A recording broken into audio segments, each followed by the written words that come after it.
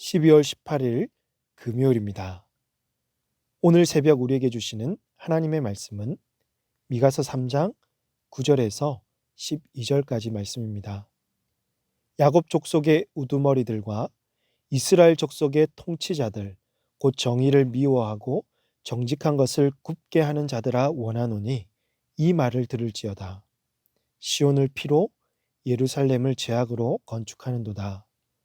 그들의 우두머리들은 뇌물을 위하여 재판하며 그들의 제사장은 삭슬 위하여 교훈하며 그들의 선지자는 돈을 위하여 점을 치면서도 여호와를 의뢰하여 이르기를 여호와께서 우리 중에 계시지 아니하냐 재앙이 우리에게 임하지 아니하리라 하는도다.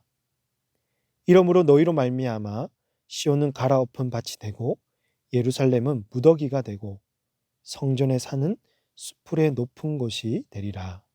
아멘. 미가 선지자는 그동안 종교 지도자들의 타락을 지적하면서 경고의 메시지를 주었었죠.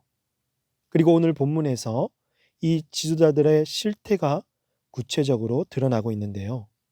9절을 보시면 야곱의 족속의 우두머리들과 이스라엘 족속의 통치자들 곧 정의를 미워하고 정직한 것을 굽게 하는 자들아 원하노니 이 말을 들을지어다 라고 말씀합니다. 당시 지도자들은 정의를 미워했고 공의가 무너졌습니다. 정직한 것이 굳게 되었다라는 말은 이들이 공의에서 멀어졌기 때문에 더 이상 하나님께서 바라시는 선한 일을 분별하지 못하는 상태에 이르렀다는 말씀입니다. 또 10절에서 시온을 피로 예루살렘을 죄악으로 건축하는도다라고 하죠. 여러분, 시온이 어디입니까? 시온은 하나님이 임재하시는 성전이 있는 곳으로 공의와 의로 세워진 곳입니다.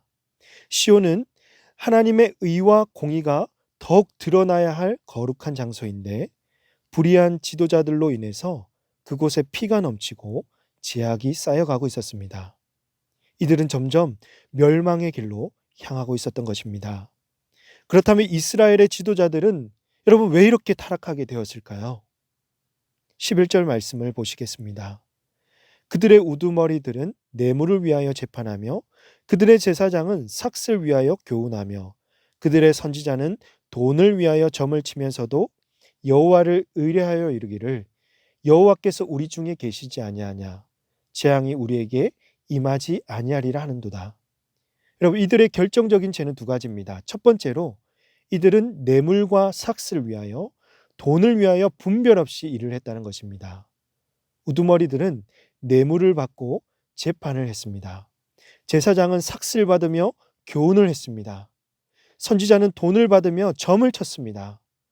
우두머리들이 왜 재판을 하며 제사장은 무슨 교훈을 주었으며 선지자는 왜 점을 치고 있는지 여러분, 이것은 자신들의 역할이 아닙니다.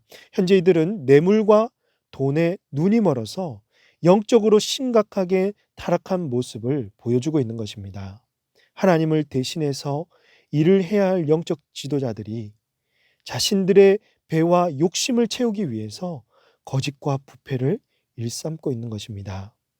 사랑하는 성도 여러분, 이 말씀은 오늘 지도자뿐만 아니라 오늘 우리 모든 성도들에게도 깊은 울림을 주고 있습니다. 개인적인 탐심이 개입되면 공정한 판단을 내릴 수가 없습니다. 뇌물과 돈의 마음을 빼앗기면 자신에게 유익을 주고 자기에게 유리한 쪽으로 마음이 가게 되어 있고 판단이 흐트러져서 공평하고 정직한 선택을 할 수 없게 되는 것입니다.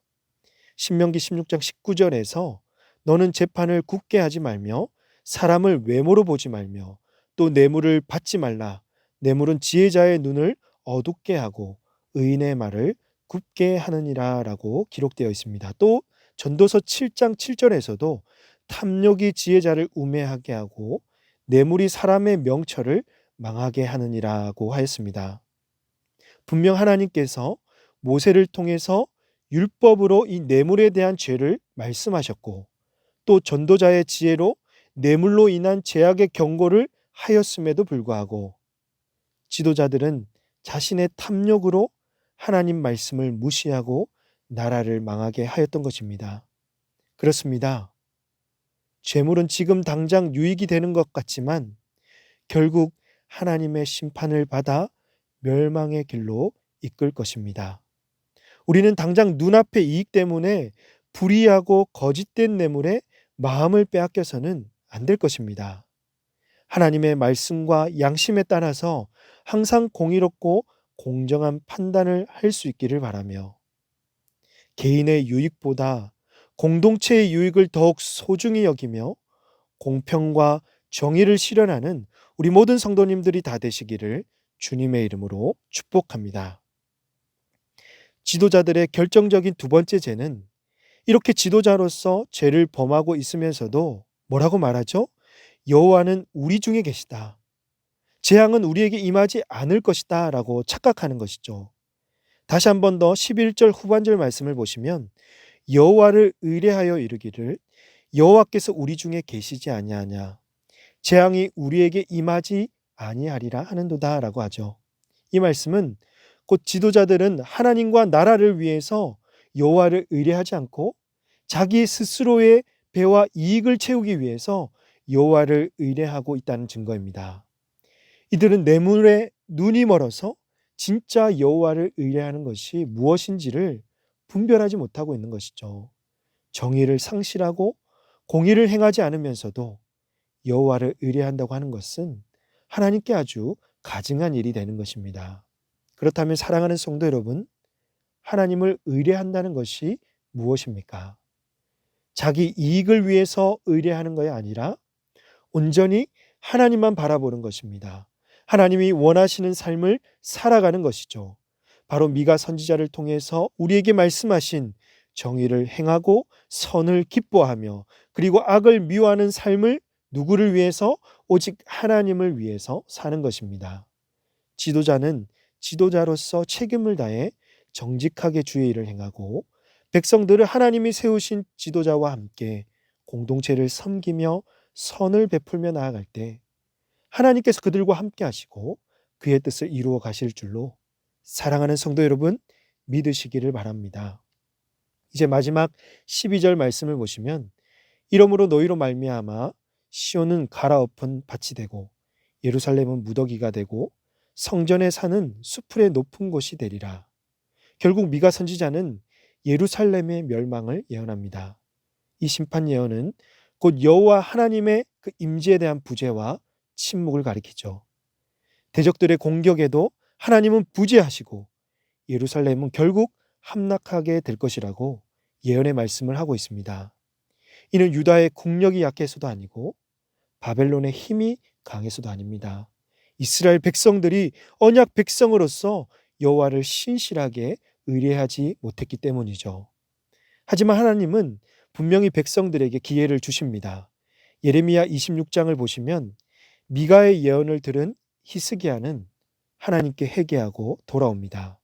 그래서 아수르의 공격에 남유다는 살아남을 수가 있었던 것입니다. 하지만 그 후에는 다시 타락하고 범죄하여서 바벨론에 의해서 남유다는 멸망하게 될 것입니다. 그러므로 하나님께서 징계를 주시거나 심판의 경고를 하시는 진짜 의도는요, 그들이 죄로부터 돌이켜서 하나님께로 돌아올 수 있도록 말씀으로 회복하여 다시 언약 백성으로서 살아갈 수 있도록 하기 위함입니다. 오늘 우리는 끝까지 참고 기다리며 한 영혼이라도 회복되기를 원하시는 하나님께 감사해야 할 것입니다. 사랑하는 성도 여러분, 오늘 하루도 하나님께 감사의 삶을 살아가며 그분 앞으로 나아가기를 간절히 원합니다. 하나님을 온전히 신뢰하고 정의를 행하고 선을 베풀며 세상의 빛과 소금으로 주어진 역할을 잘 감당하시는 저와 여러분이 되시기를 주님의 이름으로 축복합니다. 기도하시겠습니다. 하나님 아버지, 비록 대면하여 예배하지 못하지만 이렇게 또 말씀 듣고 기도하게 하시니 감사합니다. 우리의 몸은 떨어져 있지만 우리의 마음은 하나님과 성도들과 이웃을 향해 있게 하시고 할 수 있는 대로 사랑하고 섬기는 우리 모든 성도들 되게 하여 주옵소서. 어려운 시기일수록 하나님을 더 의뢰하게 하시고 거짓된 뇌물과 불의한 유혹에 마음을 빼앗기지 않도록 영원한 가치를 붙들며 하나님께 도움을 구하는 인생들 되게 하여 주시옵소서.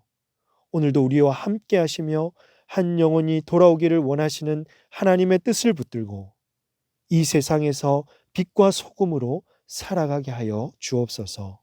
이 모든 말씀을 우리 구주 예수님의 이름으로 기도하옵나이다. 아멘. 오늘 말씀을 기억하시며 기도하시고 주간 기도 제목으로 모든 소그룹 모임을 위해서, 코로나19의 빠른 종식을 위해서, 또 주님께서 우리 교회를 불쌍히 여겨주시고 거룩하고 건강한 공동체로 세워지도록 여러분 기도해 주시기를 바랍니다. 함께 기도하시겠습니다.